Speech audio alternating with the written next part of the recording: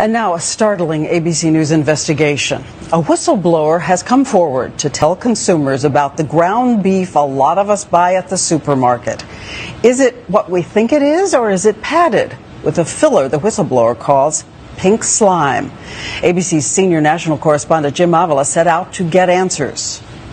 Gerald Zernstein grinds his own hamburger these days.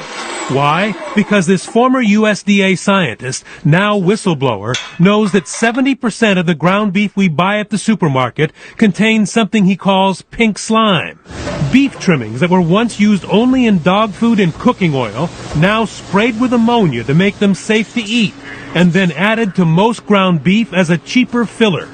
It was Zernstein who in a USDA memo first coined the term pink slime, and is now coming forward to say he won't buy it. It's economic fraud. It's not fresh ground beef. It's a substitute. It's a cheap substitute being added in. Zernstein and his fellow USDA scientist Carl Custer both warned against using what the industry calls lean, finely textured beef, and is widely known now as pink slime. But their government bosses overruled them. Why didn't you consider it beef? Because it was a salvage product. Leftovers? Fat that had been heated at low temperature and the excess fat spun out. Here's how it's done. Those waste trimmings are gathered, simmered at low heat to make it easier to separate fat from muscle, put in a centrifuge and spun to finish the separation. Next, the mixture is sent through pipes where it's sprayed with ammonia gas to kill bacteria, and finally compressed into bricks and flash frozen for shipment to meat packers and grocery stores where it's added to most ground beef.